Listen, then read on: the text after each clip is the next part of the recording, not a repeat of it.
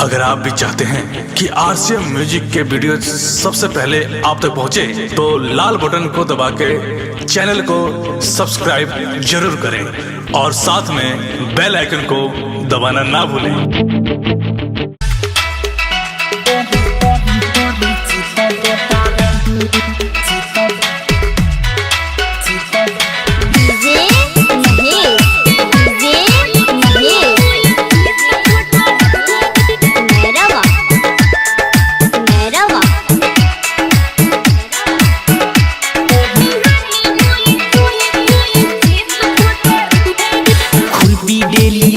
चललू करे घसराही। अच्छा। हम रहनी पानी पटावत गइलू तू भेटाई। देखी के हे मन बड़ी करे बहिया में करी चित पटरे। देखी के हे मन बड़ी करे बहिया में करी चित पटरे।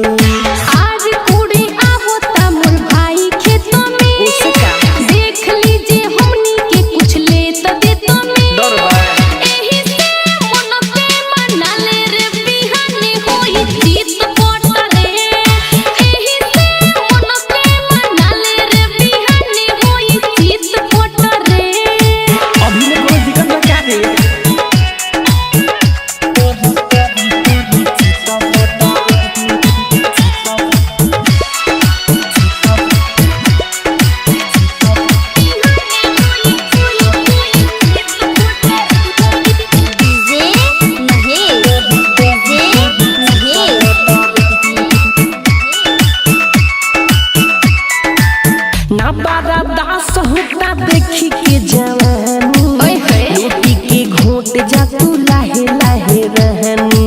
ऐसन बात बा। अरे हो ना बारा दास होता देखी के जवानी रोटी के घोट जा तू लाहे लाहे रहनी।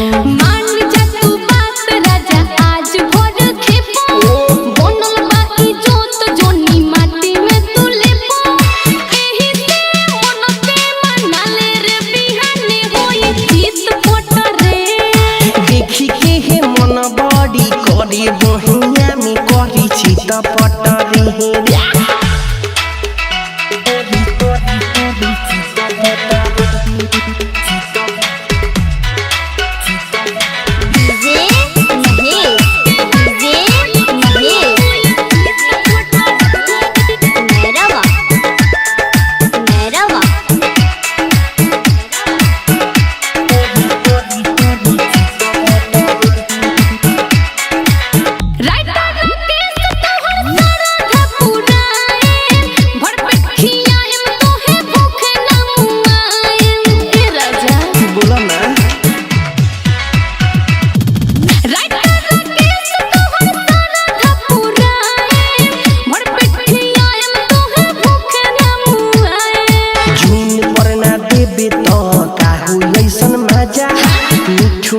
सहल के खिया दे लब के खाजा।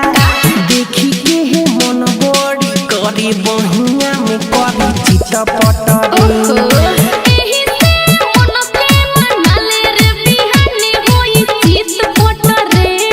खुरपी डेली लेके चललू करे घसराही। अच्छा। हम रहनी पानी पटावत गइलू तू भेटाई।